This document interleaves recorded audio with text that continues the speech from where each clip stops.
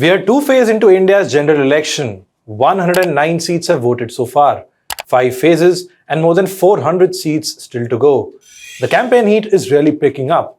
It's becoming bitter, acrimonious and even communal by the day. And it is that last bit we want to focus on this week. It began with Prime Minister Modi's controversial remark. In a speech on Sunday, he said if the opposition is voted to power, they would distribute the country's wealth to, and I quote, those who have more children and infiltrators, in an apparent reference to Muslims. A few days earlier, a BJP candidate from the Hyderabad seat sparked a controversy for making a bow and arrow gesture towards a mosque. The opposition has written to the Election Commission to take action. And all eyes are now on the poll body. It has served notices to BJP President JP Nadda and Congress President Mallikarjun Kharge for alleged violations of the Model Code of Conduct. The EC wants their responses by Monday, 29th April, 11 a.m. So what are the rules that really govern Indian elections? Hello and welcome to Simply Put. I am Shubham Chohan. Let's get started.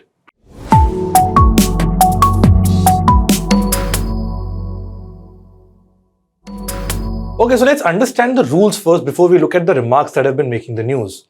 The Election Commission of India is responsible for conducting free and fair elections in the country.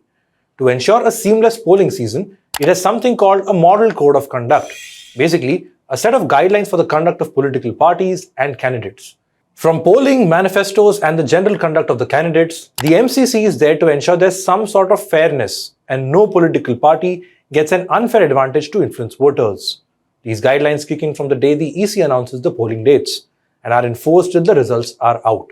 So for the 2024 Lok Sabha elections, the MCC is in force from 16th March to 4th June. Now these rules are not legally binding. Rather, these guidelines have evolved over the years. When a politician or party breaches the code, the ECI can issue a notice on its own or suo moto or based on a complaint by another party or individual.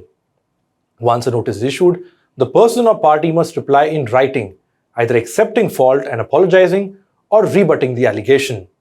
In the latter case, if the person is found or the party is found guilty, a written censure from the EC is given. And there are instances galore when it comes to MCC violations by political parties across lines. From Sonia Gandhi in 2007 for her Maut ka Saudagar remark, referring to then Gujarat Chief Minister Narendra Modi, was given an ECI notice. To then BJP President Amit Shah and Samajwadi Party's Azam Khan, who were banned altogether for their polarizing statements in the 2014 elections. Now, in the 1 month since the MCC has been in force for this Lok Sabha elections, EC says out of 200 complaints it registered for violations, action has been taken in 169 of them. And mind you, this isn't just restricted to statements. It involves the use of government machinery too. For instance, as per a letter accessed by HW News English's Shivaji Mamankar, the Maharashtra State Transport Department earlier this month permitted ads of the ruling Mahayuti on 1,000 state transport buses. There were images circulating of the same too. Following this, reportedly, the Maharashtra election officer ordered the removal of all such political ads on these buses. As per one of the MCC guidelines, government transport including official aircrafts, vehicles, machinery and personnel shall not be used for furtherance of the interest of the party in power.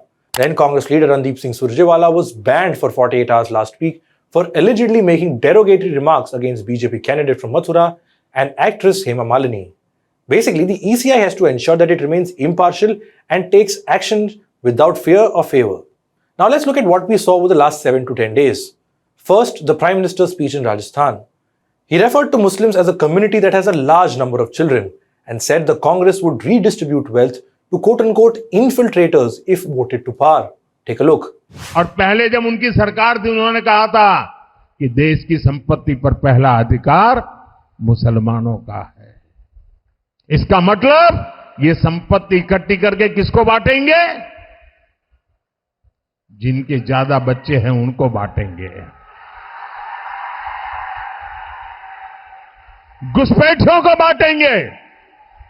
क्या आपकी मेहनत की कमाई का पैसा घुसपैठियों को दिया जाएगा?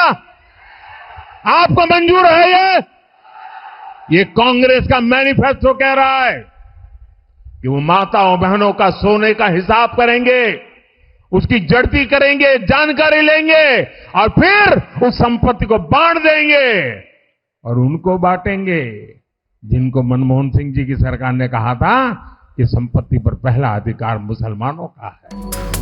The statement created a furor on social media. More than 17,000 citizens wrote to the EC seeking action against the PM's hate speech. Reportedly, the EC's initial reaction was simple: no comments. Then, a few days later, it issued notices to JP Nadda and Mallikarjun Kharge, president of the BJP and Congress respectively. In the BJP notice, the EC asked Nadda to bring to the notice of all star campaigners of the party to quote-unquote set high standards of political discourse and observe provisions of Model Code of Conduct in letter and spirit.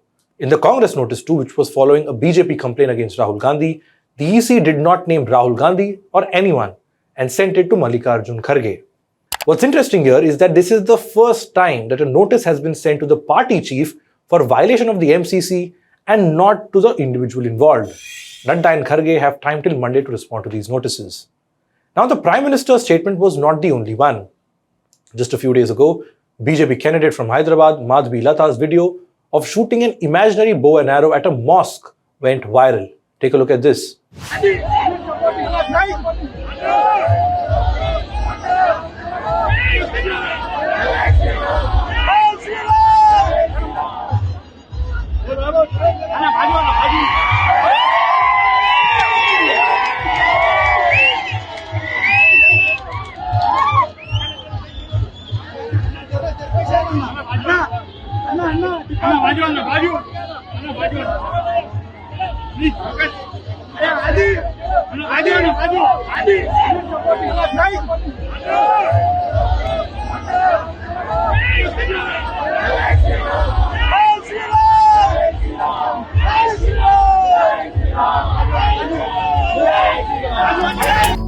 Latha said the video is incomplete and apologized for her remarks if any religious sentiments were hurt.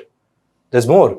BJP candidate from Meerut, Arun Govil, famous for playing the character of Ram in Ramayana, was seen saying not voting for him would question people's faith in Lord Ram. Arun Govil को यहाँ से प्रत्याशी बनाया गया है। राम, आज जब मुझे देखते हैं, आप भी देखते हैं, आप भी कहते हैं जय श्री राम, जय श्री राम। पूरे देश की निगाह है और ये सवाल उठेगा कि राम को राम के घर से खड़ा किया गया तो कितने वोट मिले, कितने मार्जिन से जीते आप और कितने रिकॉर्ड जीत हासिल हुई। अगर ये काम हुआ तो जवाब देना होगा हम सबको। हमसे पूछा जाएगा ये सवाल कि क्यों, क्या हमारी श्री राम में आस्था में कोई कमी थी? नहीं, हमारी आस्था में भी कमी नहीं है, हमारे श्रम में कमी नहीं है, हमारे परिश्रम में कमी नहीं है। हम ये करेंगे और जरूर करेंगे, इस देश के लिए करेंगे, इस प्रदेश के लिए करेंगे और इस शहर के लिए। जय श्री राम, भारत माता की जय, Vande Mataram. So what's the point of giving these examples? Let's look at what the Code of Conduct says. No party or candidate shall include in any activity which may aggravate existing differences or create mutual hatred or cause tension between different castes and communities, religious or linguistic. There shall be no appeal to caste or communal feelings for securing votes. The Representation of People's Act says appeals by a candidate for voting on the basis of a religion is a corrupt practice, and anyone found guilty of corrupt electoral practices can be debarred from contesting elections for a maximum period of up to 6 years. Even the Supreme Court, in a 2017 ruling, was categorically clear. The court said that election of a candidate would be declared null and void if an appeal is made to seek votes on these considerations. So the rules are clear. Religion has to be kept out of electoral campaign. Now the question is, what next? What will the EC do? By its own admission, the EC cautioned political parties to not cross a line. Our request is कि campaigning के दौरान please don't try to cross the red line. ये वैसे भी इसलिए जरूरी है that in this digital world जो भी एक बार मुंह से निकलता है उसका रिकॉर्ड तो 100 साल तक के लिए पैदा हो गया, वो बार बार चलता रहता है। So please avoid creating digital memory of bad words which are coming from your mouth. Please be civilized during the election. This is what is our advice. 8, 10, 11 elections की सारे आरोप जितने हमारे पास आए हैं वो सबको एक बार पढ़िए। सबको पढ़ने के बाद सबके नोटिसेस देखिए जो हमने दिए हैं।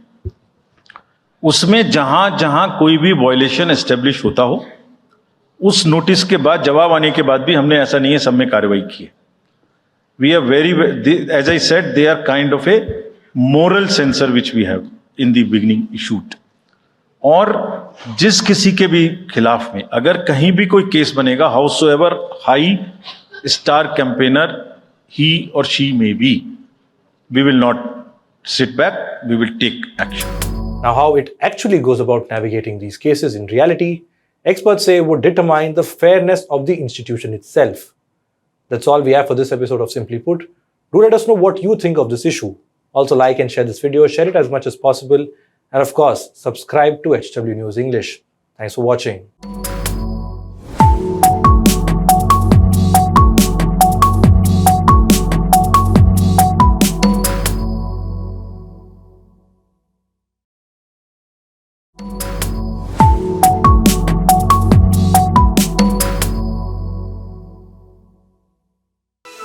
Stay ahead with our cutting-edge news app.